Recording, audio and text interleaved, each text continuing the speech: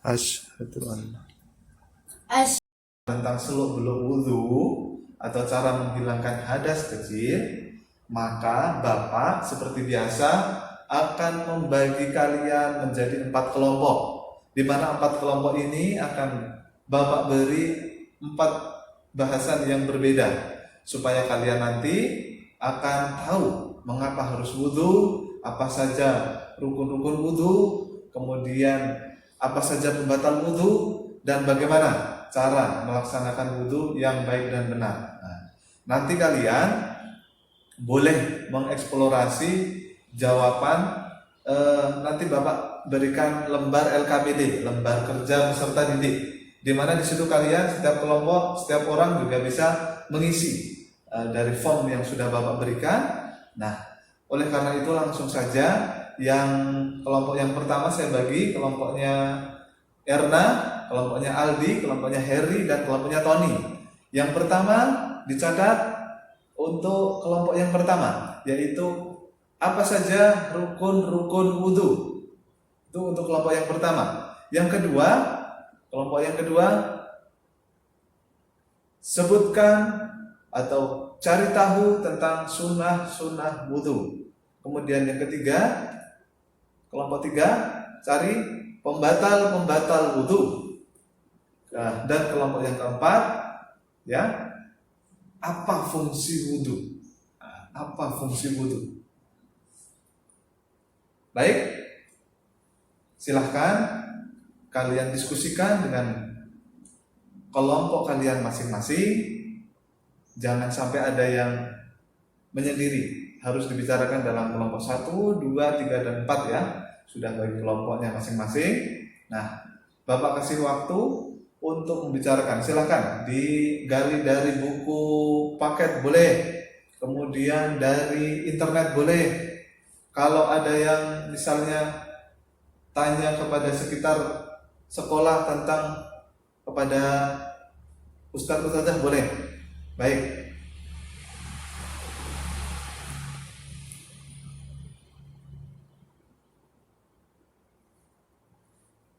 Baik ya. Sekarang akan Bapak beri kesempatan setiap kelompok untuk menampilkan, menyajikan apa yang telah kalian diskusikan bersama teman-teman kalian. Dari kelompok 1, silahkan untuk mempresentasikan tentang apa tadi? Rukun wudhu.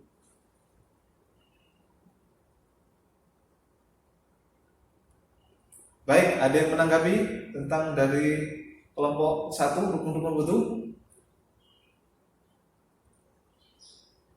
Ya, bagus. Kemudian kelompok 2, sunnah-sunnah wudhu, silahkan dipresentasikan kepada kelompok yang lain. Baik, kelompok 3, silahkan. Ya, baik, kelompok 4.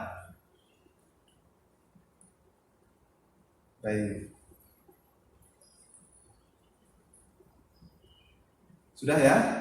Nah, sekarang Bapak akan bersama kalian akan merefleksikan ya apa hasil dari pelajaran yang kita pelajari tersebut. Nah, jadi yang pertama tadi Bapak sebutkan untuk kelompok yang pertama yaitu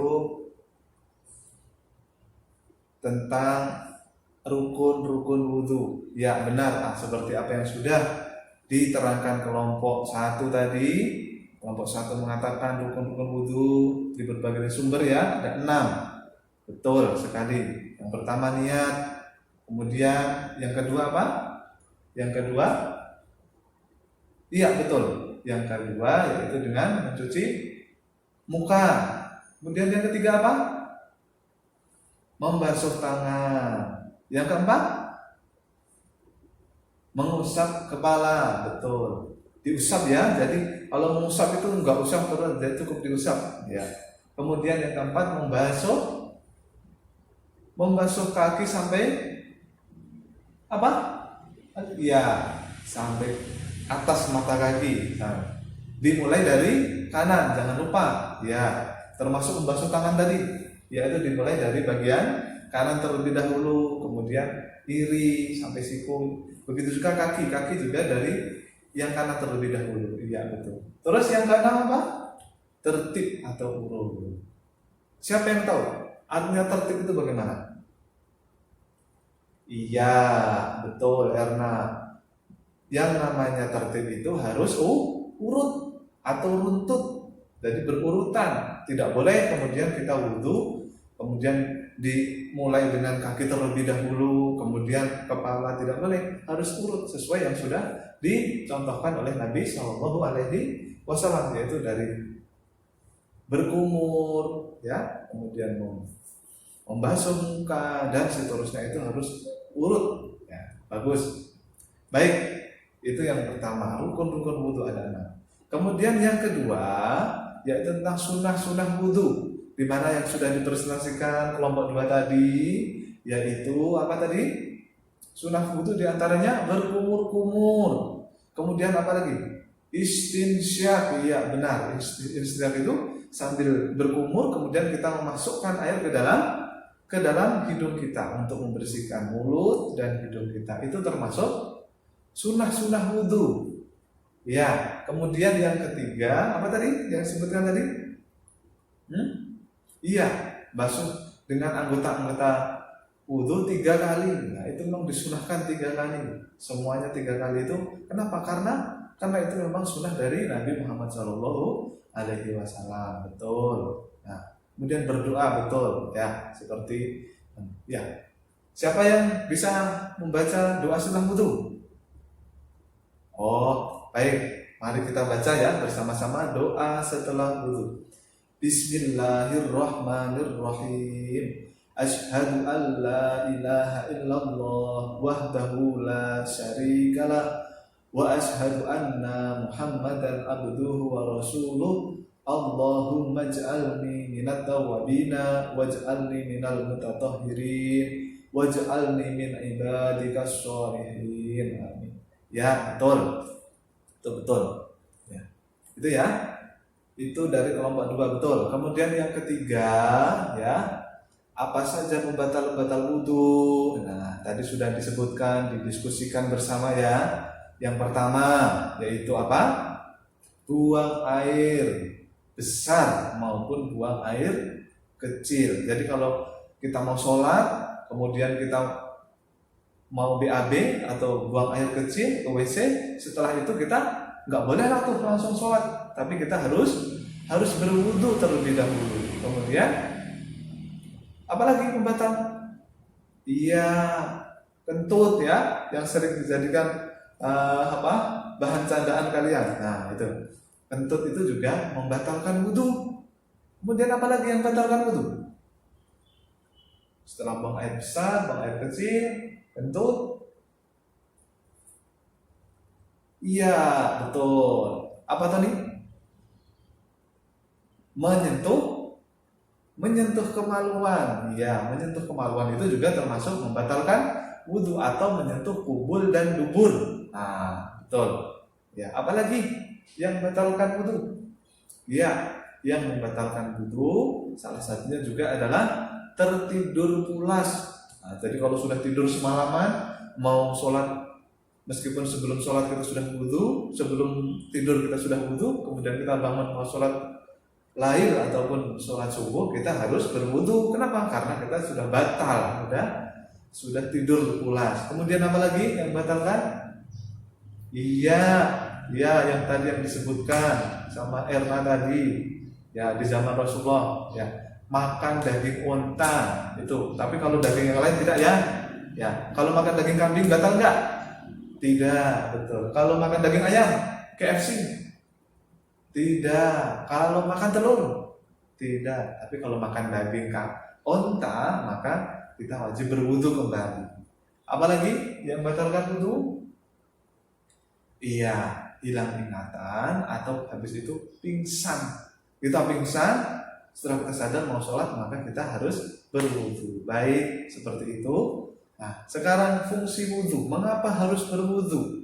Ya, tadi Bapak sebutkan dari awal, mengapa kita harus berwudu? Nah, sekarang tadi sudah dibahas ya bersama kelompok 4 juga, mengatakan wudu itu mengapa harus dilakukan. Yang pertama, untuk fungsi dari wudu adalah untuk mensucikan diri. Nah, bahwasanya Allah itu maha suci dan menyukai hal-hal yang suci. Ya, kemudian yang selanjutnya, mengapa harus berwudu? Karena wudu diwajibkan sebelum sholat. Ya, jadi kalau sholat tanpa berwudu terlebih dahulu, maka sholatnya tidak sah, ya, tidak sah. Kemudian apa lagi? Mengapa harus berwudu? Iya, karena menjaga apa tadi? Kesucian jiwa dan raga, namanya dawamul wudu. Dawamul wudu itu selalu menjaga kesucian. Ketika kita batal berwudu, batal wudunya, kita ambil air wudu. Ya, itu bagus. Salah satu menjaga kebersihan diri. Nah, terus tadi yang disebutkan Erna supaya cantik dan ganteng, ya itu bisa termasuk juga ya. Tapi itu bukan tujuan utamanya, tapi itu adalah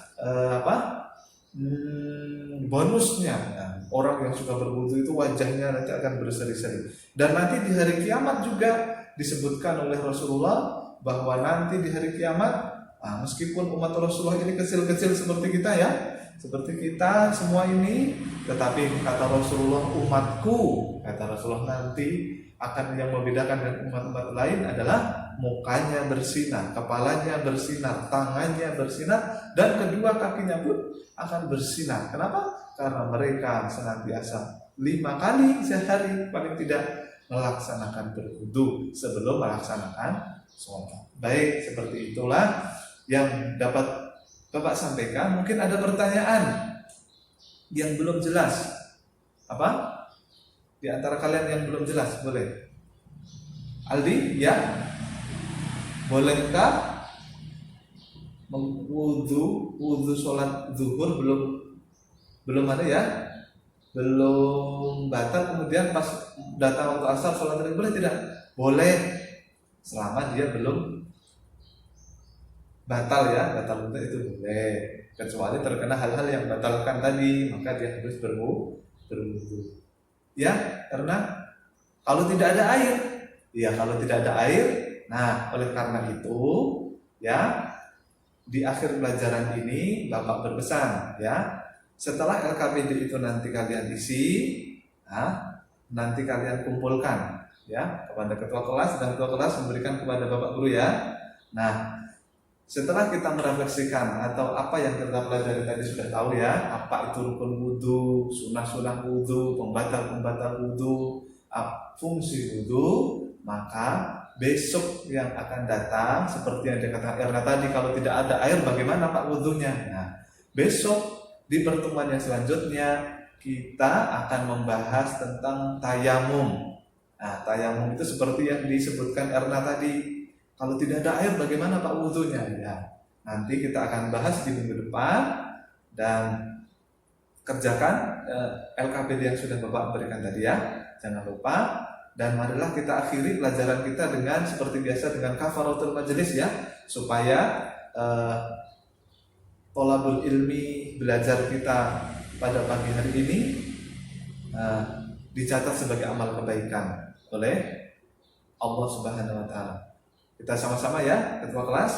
Bismillahirrahmanirrahim. Subhanakallahumma wa bihamdika asyhadu an la ilaha illa anta astaghfiruka wa atubu ilaik. Walhamdulillahirabbil alamin. Ya, terima kasih. Semangat terus belajar. Tapi sebelumnya kita akhiri tepuk anak soleh. Aku anak soleh, rajin sholat, rajin ngaji, orang tua dihormati, cinta Islam sampai mati. La ilaha illallah Muhammadar Rasulullah. Islam, yes, ya bagus.